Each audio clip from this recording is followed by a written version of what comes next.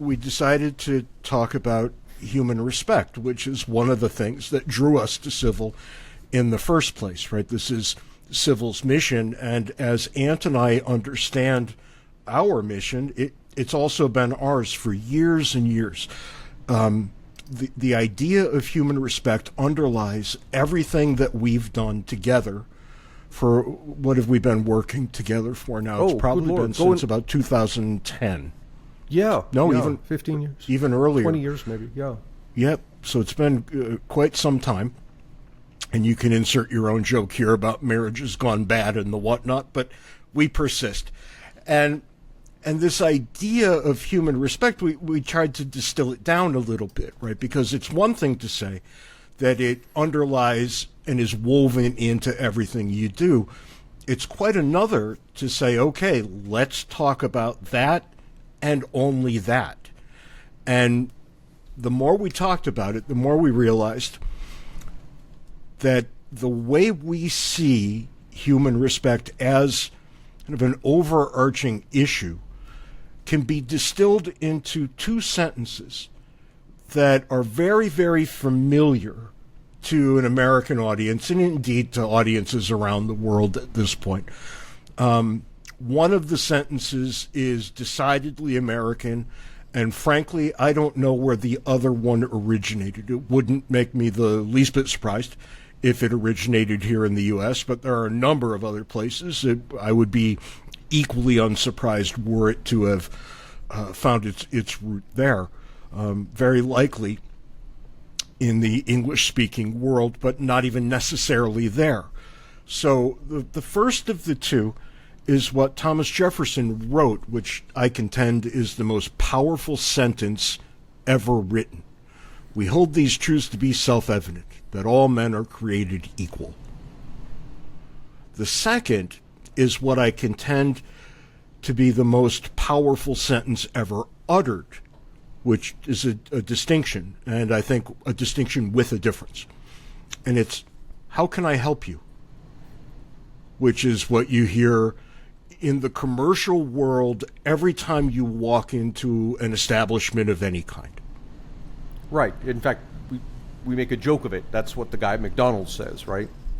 Well, it is what fries with that, says. which is a variation of, how can I help you? How can I help you?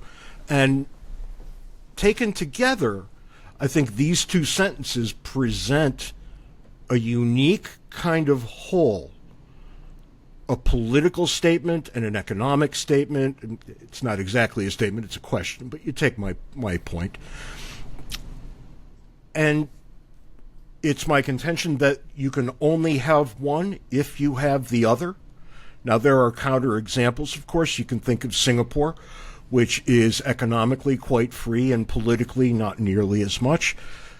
But by and large, if you want to see places where human beings are respected most fully, and notice I didn't say perfectly, but just most fully, you're going to find a variant of each of these things underlying the societies in question. Human equality on the one hand, and commercial service on the other.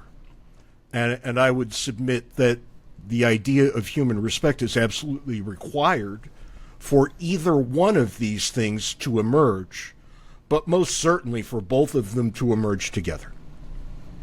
Now it's very interesting because as you're talking, I was writing things down, and I'm writing things down that are matching what you're saying 45 seconds before you say them. Let me back up a minute, because when you said, okay, we're going to talk about human respect, and you start to talk about that, and I jotted a note here that when people hear the word respect, they tend to think about being polite. Which, well, it's not a bad thing to think about. It's not, right. But it's a subset of what we're talking about. And I'm picturing two things. One, respect at the level of interaction, which is, being polite, being, kind to people, that sort of thing. But then the other is respect as part of a belief system, that it guides your thoughts and your actions. It has consequences. And that fits exactly with what you just said, the two sentences. All men are created equal is the belief part. The how can I help you? That's more like the polite part. What can I do for you in a practical sense? Well, and it's more than that, right? Because you must ask that in order for you to make a living. Right, yeah. And then, Right. which I thought was brilliant, you break it down into the economic and political. Right. And The Jefferson statement being a political one, the how can I help you being an economic one. And Jefferson's statement is also a moral statement, right? That all men are created equal. And it points to the utter inviolability of the individual. There are some things we cannot do to you because of our shared human equality. Mm-hmm. That doesn't mean these things haven't been done. Slavery comes to mind immediately, right? That's Right. a violation of the equality principle, and we violated the equality principle from before Jefferson wrote to 89 or so years after, with the passage of the 13th Amendment in 1865. But that doesn't make the statement incorrect. It means we didn't live up to it. I would say that the statement is categorically correct, right? That all men are indeed created equal. And you have to understand, of course, what Jefferson meant by it. It's not some form of equality that most modern, and by modern I mean from the progressive era onward, would hold to, right? It's not an equality of outcome. We don't all die with the same things. As a matter of fact, James Madison in The Federalist, which was written in support of the Constitution in the summer of 1787, Madison said that if you begin with this concept of equality, you will necessarily end with an inequality of outcome.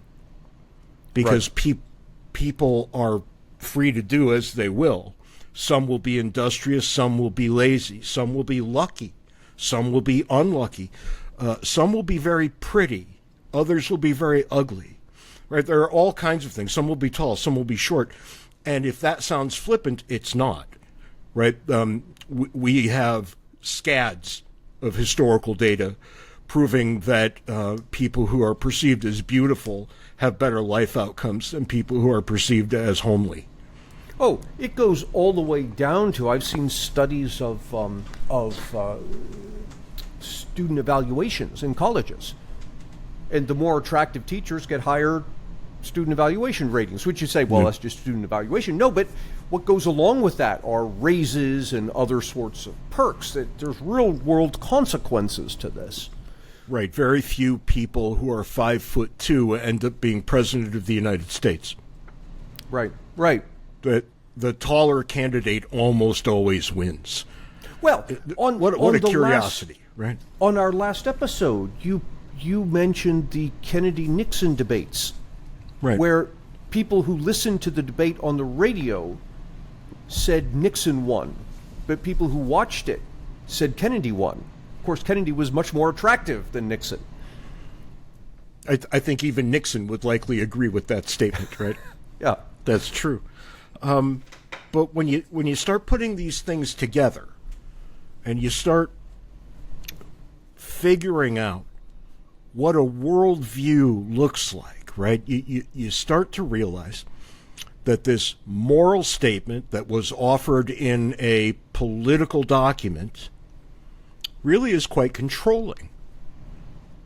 And every revolutionary movement, and literally every single one, I'm talking about the Chinese Revolution, the Communist Revolution in Russia, all relied on Jefferson, explicitly or implicitly.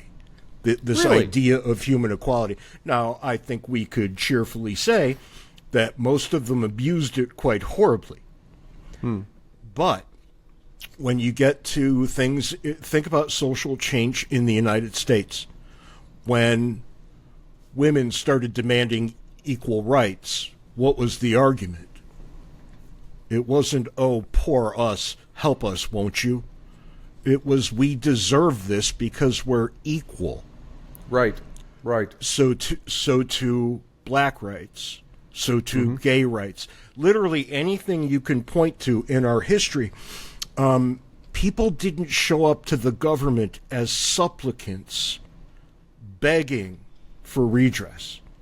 They showed up as free individuals demanding equal rights. Right.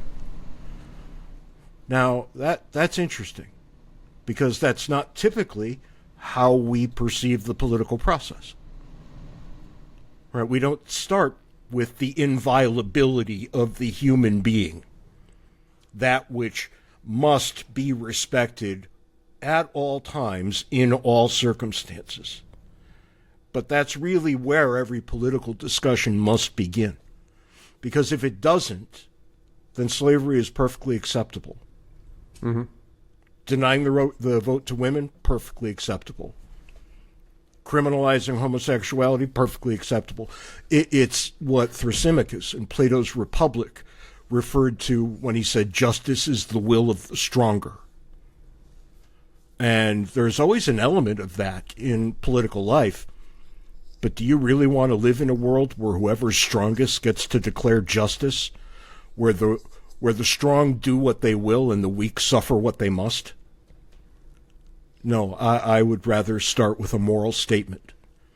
And from a moral statement, literally any moral statement, you can build a moral universe. And we've built a pretty good moral universe here.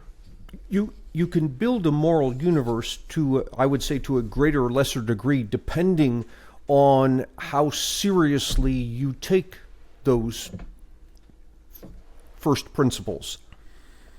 And I think what's happened, how we've gone astray in the U.S. is that while we still pay lip service to them, we don't take them nearly as seriously as we should. And the practical result is you end up with a government doing all manner of things it has no business doing. Well, understand, though, that building a moral universe is an intellectual endeavor. Living in that moral universe is a political imperative. We built it, but then we didn't live in it. And just to be clear, we've never lived in it. Not perfectly, not fully. Right? This has always been aspirational. And we've come closer at some times than others. I think socially, we're doing far better now than we have ever done, literally at any point in our past. Yeah, I'd never thought of that till you just said it, but I think you're right. And think about what that means under the umbrella human respect. That means we're succeeding right now at a higher level socially, interacting with each other than we ever have. Interesting.